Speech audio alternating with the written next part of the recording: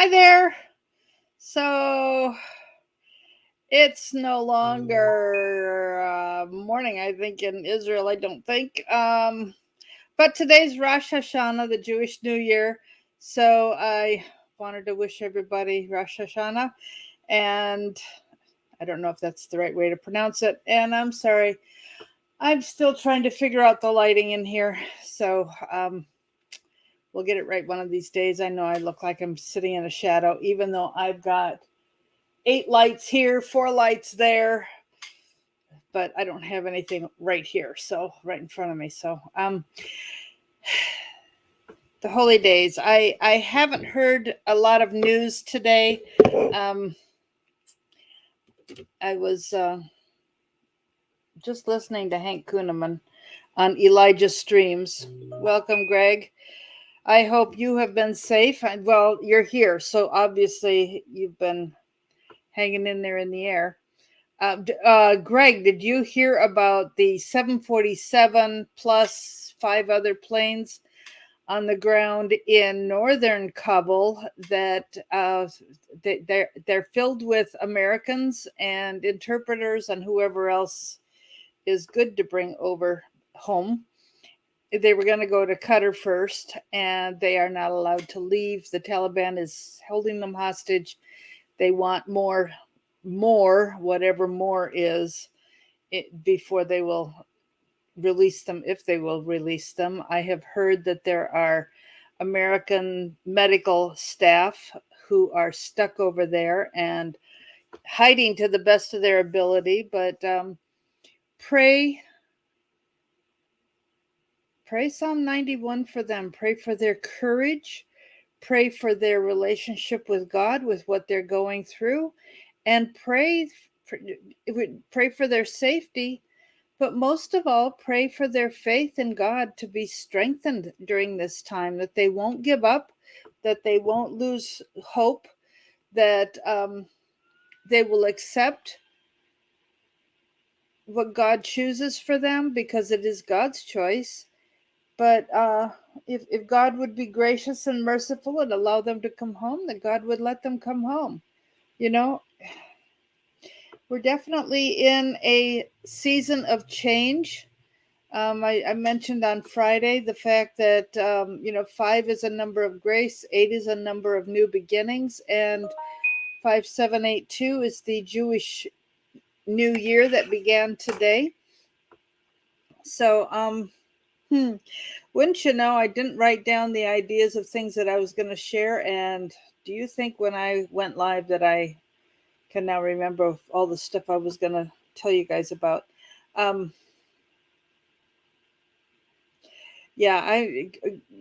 Greg's boss was asked to help with the evacuation, but he realized that the company didn't have the means sufficient to be able to do what needed to do to help with evacuation. So I agree, Greg. I'm glad that you didn't have to do that. Well, because I'm thinking about your safety, but God is going to keep us safe wherever we are, whatever is going on, if we are doing His will. And remember Shadrach, Meshach, and Abednego. But if not, we still are going to trust in the Lord. We have to be in that place, first of all, because, you can die walking across the street, for crying out loud. You can die walking in the bathroom. Our time is in the Lord's hands, and He chooses what that's going to look like. But, yeah. So I heard on Sunday. Oh man, thank you guys. I know what I wanted to say. I wanted to apologize about not being here yesterday, but I wanted to say thank you for letting me have the day off, because I needed to be able to do some things that needed to be done yesterday. And I was stuck at the store trying to get a few things that I needed. I didn't have all the tools needed for the things that need to be done around here. And So I had to go get some tools and so on. And now I've got to figure out how to set them up on my own. I had somebody come over Saturday to help me with some shelves. And I'll tell you, I was so exhausted on Saturday that I couldn't think straight. I could not think straight. My ability to problem solve was totally out the window. And I'm very grateful to a girl named Hannah who came over and gave me some help. And even though in the beginning her ideas didn't work, in the end they did. And I'm so, so very grateful. But that was a perfect example to me for something I heard this morning. So Sarah Huckabee Sanders was in town, and I decided to go to the meet and greet. And they didn't collect tickets, even though I had one. Um, she talked about she's tired of the fact that Arkansas is always fighting for the bottom of the list in comparison to the other 49 states. We're fourth from the bottom in education, and second from the bottom in this, and third from the bottom in something else. And you know Alabama, Mississippi, Louisiana, and Arkansas are always at the bottom of everything that happens in this country, and that's just awful. And you know one reason I love it here, I mean, I really do love it in this state. I love this state because there's so much of it that reminds me of my growing up in Jamaica and feels familiar culturally. So laid back, the no problem man, that's the typical thing of Jamaica. To see how people, what they allow in their front yards, and how they get around to it when they get around to it, and that kind of thing is just, especially a little outside of the city. It doesn't, yeah, it can be a real irritation, but it doesn't bother me like I know it would bother other members of my family and so on, because it's like, all right, I'm home. This is so much like where I grew up. So this morning I went and heard to a meet and greet with Sarah Huckabee Sanders. And she was talking about, we have the potential to be number one. Well, number one from the bottom or number one from the at the top? There, when you think of Larry and how incredibly brilliant, how brilliant he was, if there are others like him in this state, then yes, this state has potential. And if she really wants to work hard to help this state achieve that potential, then I stand with her for sure. I'm a little concerned about how much of a rhino she'll be, and I'll tell you my two reasons. Number one, she has raised more money than any other governor candidate in the country in the history of America, I had heard. If that's true, how many people is she going to be beholden to reward them for helping her to get there? Um, I'm just, I don't want her to have to do payoffs that are not in the best interest of the people.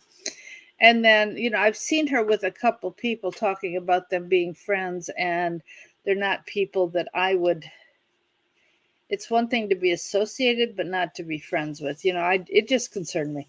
So, I'm watching, I'm listening, I'm looking for who else is a candidate. There was a woman there who was passing out flyers for somebody else who's running for lieutenant governor. Well, I'm going to support my state senator because I really appreciate the things that he got through, the pro-life legislation that he has helped to push through.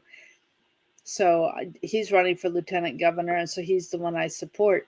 But I know there are a couple other really good people who are running for governor, but the chances, their chances of winning, to me seem so slim that even though I might like them better,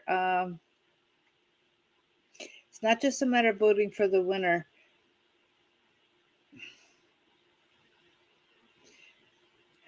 I love what some of these other people stand for, but I haven't heard that Sarah doesn't stand for those same things. So anyhow, we're going to continue working towards that. So I did stay, and I hung around to stood back a ways for a while, but got in line to go and meet her. And I'll tell you what I appreciated most was she put out her hand to shake my hand and say hello. Well, I was more focused on handing her what I had to give her. And so I flubbed a little bit. I had a picture of Larry in my hand.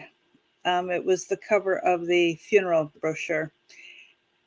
And her eyes, opened wide, her pupils opened, and it was that joyful recognition on her face when she saw whose picture I was holding.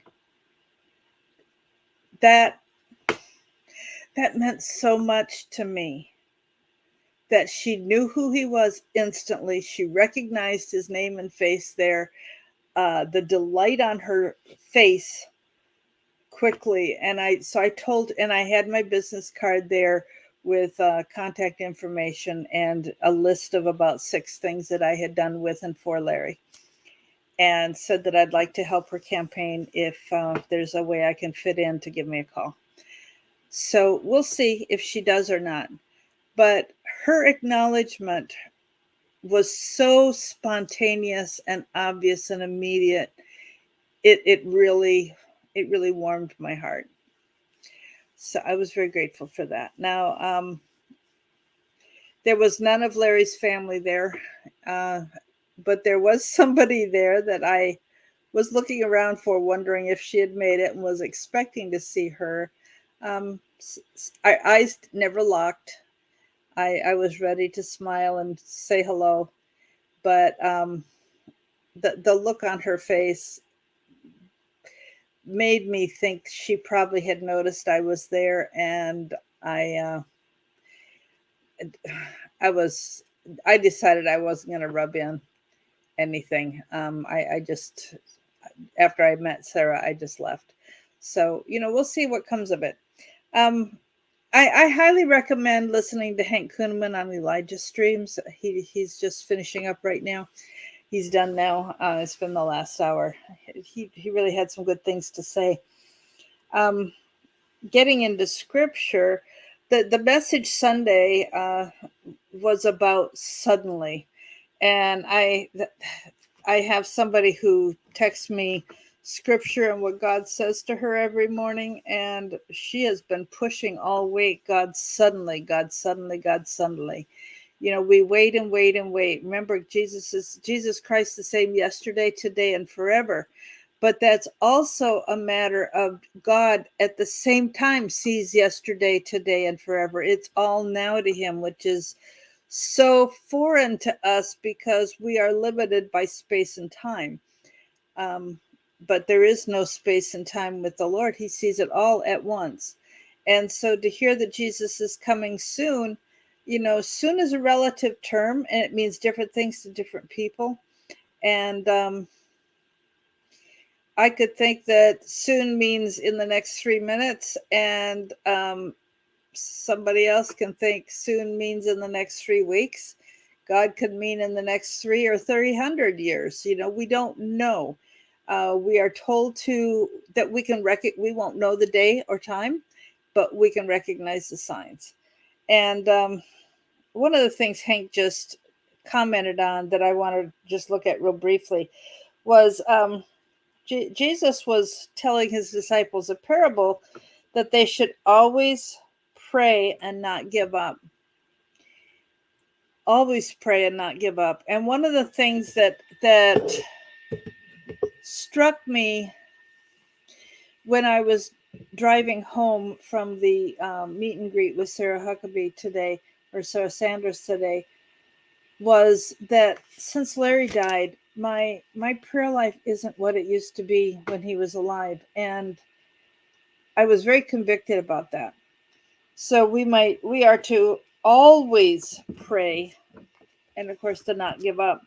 So he told a parable. He said, in a certain town there was a judge who didn't fear God and he didn't care about men. Boy, that sounds familiar, doesn't it? There was a widow in that town who kept coming to him with the plea, "Grant me justice against my adversary." For some time he refused, but he finally said to himself, "Even though I don't fear God or care about men, because this widow keeps bothering me, I'm going to see that she gets justice so she won't eventually wear me out." He's, he's focused on self, so that she doesn't wear me out with her coming back and back and back. Um, and the Lord said, "Listen to what the unjust judge said. And if the unjust judge was willing to give justice, don't you think God will bring justice for his chosen ones who cry out to him?" Listen to this: day and night. So the importance of prayer always doesn't just mean always during the day, doesn't mean just always, First Thessalonians 5, is it 15 or 16, says pray without ceasing. It's always pray.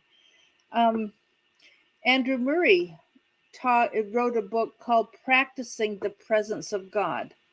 And whether you are actually speaking to the Lord or quietly listening to hear what he has to say to you, the fact that you are to live in a state of constant awareness that God exists, that he is there with you, that he is there for you, that's how we're to live our lives.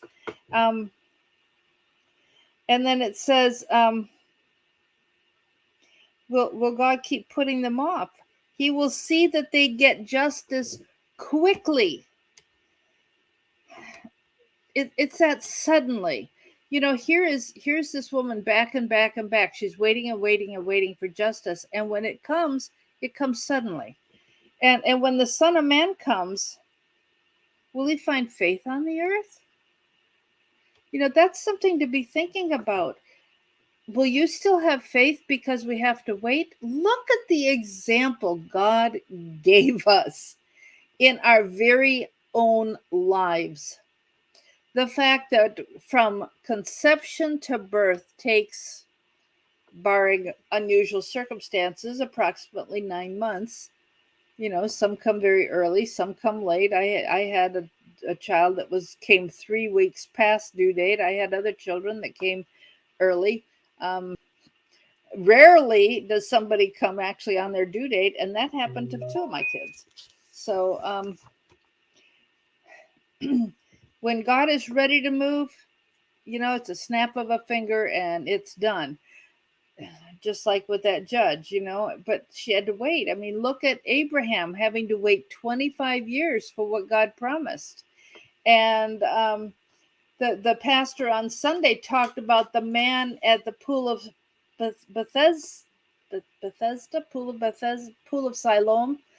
There in Jerusalem, he'd been laying next to the pool for 38 years. And he couldn't get into the pool fast enough when an angel came and stirred the water once a year, and assumed that only one person per stirring per year would get healed. And he was never there. He couldn't move fast enough, and he didn't have anybody there to throw him in the pool. So he waited 38 years, and Jesus just said, "Well, that's long enough. Come on, get up." And he did. So the Jewish High Holy Days are a great day for us to start thinking about Christ's return. His first coming was fulfilled at a feast time. His death was at Passover. Pentecost was when the Holy Spirit came. So he has fulfilled his thing. The significant things in his life approximate Jewish High Holy Days. I have often felt it's very likely that Jesus' return comes during the fall feasts. It talks about the last trump, which is what Rosh Hashanah is all about, the Feast of Trumpets. So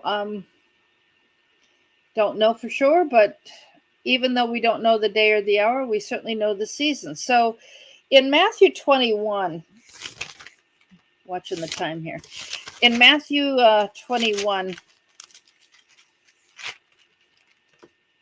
was the triumphal entry. And then he goes into the temple. Straight from there, he goes into the temple and grabs a whip and starts overturning the tables of the money changers and so on. And he starts teaching the people in the temple.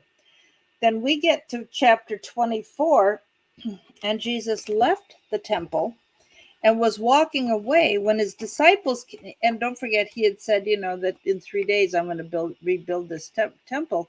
And they didn't realize he was talking about his own body. Jesus left the temple, was walking away when his disciples came up to him and called his attention to the buildings. Oh, this is where what I'm talking about. Do you see all these things? He asked them. I tell you the truth, not one stone here will be left on another. Every one will be torn down. Now that happened 70 years later when I think it was the Caesar Tiberius, I think was the Roman leader who came to for the destruction of Jerusalem, and they left no stones together.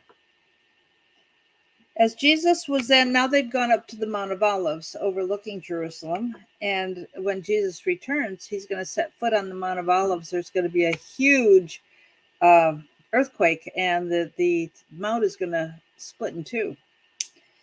So he's sitting on the Mount of Olives. The disciples came to him privately, so they're there by themselves. Tell us, they said, when will this happen? What will be the sign of your coming and the end of the age? Now, of course, there's 3 questions there. Jesus answered and said, watch out that no one deceives you. Don't let anyone deceive you. Boy, that's, this whole spirit of deception that seems to be getting more and more prevalent. Look at what's going on in the media, the deception. It's ridiculous. Watch out that no one deceives you. For many will come in my name claiming I'm the Christ, and they will deceive many. You will hear of wars and rumors of wars, and that seems to be increasing. But see to it you're not alarmed. Such things should happen, but the end is still to come. So nation will rise against nation, kingdom against kingdom. There will be famines and earthquakes in various places, but these are just the beginning of birth pangs. Just the beginning of birth pangs. Now remember, with the whole concept of conception to birth, first of all, you've got that 9 months as the baby develops. And then when contractions start, they start infrequently and rather mild, and they get stronger and stronger and closer together before the birth actually happens. So first the birth canal has to open up to let the baby come, and that's the beginning stage before you actually push the baby out. So these are the beginning of the birth pains. Then you're going to be handed over to be persecuted and put to death. Don't ever forget that China was not prepared. The church in China, with all the missionary work that had gone on there, the church was not prepared to suffer the persecution that Mao brought to them because they thought rapture would take them out first. Now, I'm not saying that we don't get raptured out before the tribulation. I'm not saying that because I don't know what God's timing is. I have heard, my Bible major, I've heard all the theories on pre-trib, mid-trib, post-trib. I think we need to be prepared to go all the way through to the end, and hope that we'll be taken out sooner and rejoice if that happens. But be prepared to go all the way. So you're going to be handed over to be persecuted and put to death, and you will be hated by all nations because of me. And remember, in the very end, when war comes against the Ezekiel 38 war, no country in the world is going to stand with Israel, and they'll all turn against her. And, it makes you wonder, well, how in the world is that going to happen? Because we have stood so strongly with Israel. Well, So something's going to happen here that's going to be different.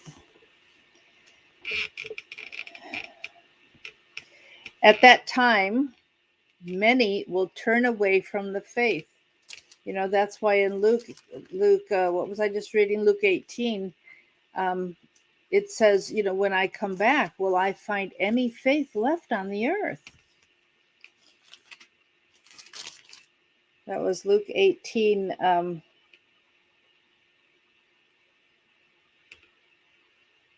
That's Luke 8, the end of Luke 18, verse 8. When the Son of Man comes, will he find faith on the earth? So it says here that many will turn away from the faith and betray and hate each other. And many false prophets will appear and deceive many people. Because that's why we need discernment. Because of the increase of wickedness, the love of most. So here away, the many are going to turn away from faith, and now the love of most is going to grow cold. But he who stands firm to the end will be saved. Now, he doesn't say the end of what, but to stand firm till the end.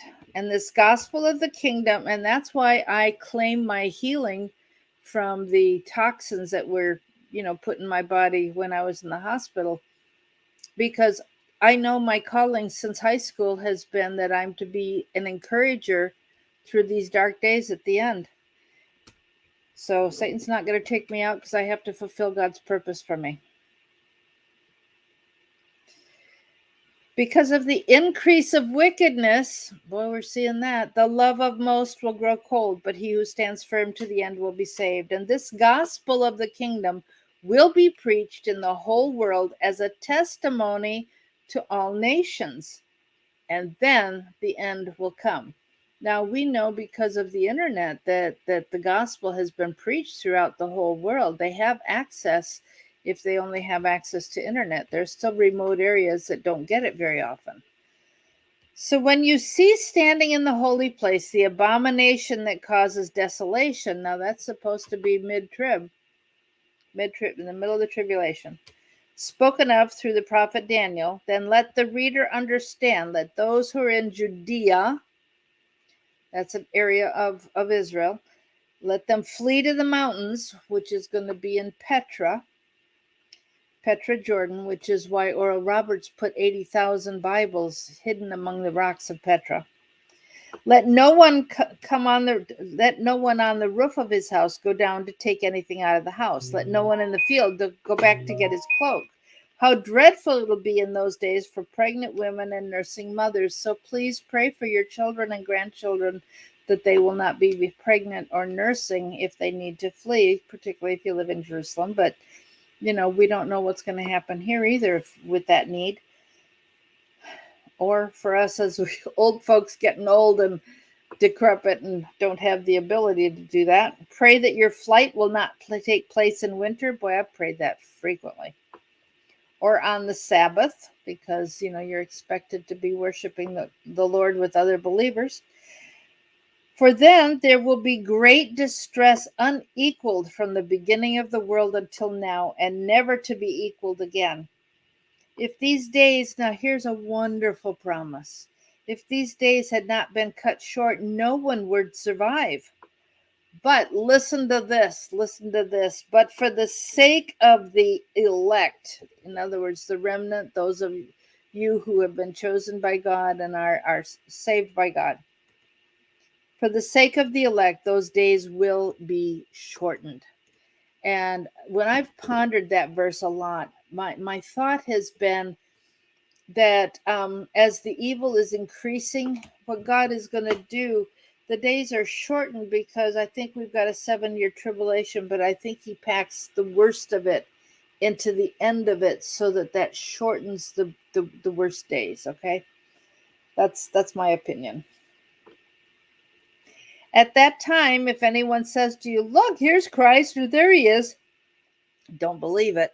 For false Christs and false prophets will appear and perform, listen to this, perform great signs and miracles to deceive even the elect.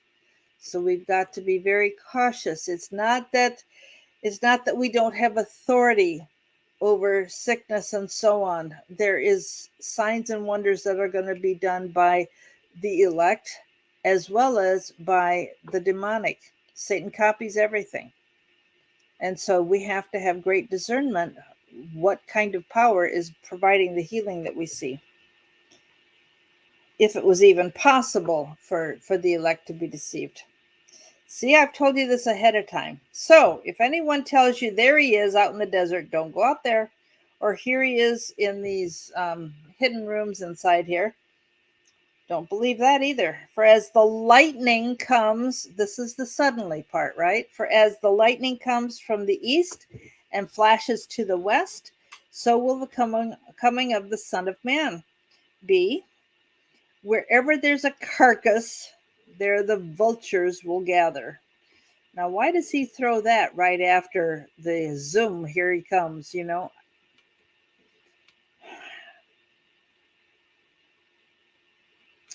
I don't know. You know, well, what's wrong? I just somehow, as if this wasn't dim enough. I just dimmed this and I don't even know where the brightness thing is to brighten it back up. I'm sorry about that. I don't know how to change the brightness on here. Um, Hang on, there should be, does that do it? That did it. Yes. Okay, it won't let it go any higher. That's as good as I can get it. All right. Immediately after the distress of those days, the sun will be darkened, the moon will not give its light. So is this sun darkened after Christ's return? Or is this all part of the end there? I don't know. Seems to would indicate that the sun will be darkened, the moon will not give its light because of course it's a reflection of the sun. The stars will fall from the sky. Now don't forget the sun being darkened and the moon not giving its light seems to indicate solar and lunar eclipses. And since 2015, we've been seeing since 2014, we've been seeing them come in fours, you know? Stars will fall from the sky. Well, we've got an awful lot of asteroids zooming by, and the heavenly bodies will be shaken. And I keep hearing Mike from the world around the world talking about that verse, you know. At that time, the sign of the Son of Man will appear in the sky, and all the nations of the earth will mourn. They will see the Son of Man coming on the clouds of the sky with power and great glory. And he will send his angels with a loud trumpet call, and they will gather his elect from the four winds, from the end of the heavens from one end of heaven to the others. Now learn the lesson from the fig tree. As soon as its twigs get tender and its leaves come out, you know summer's near. Even so, when you see these things happen, you know it is near and right at the door. I tell you the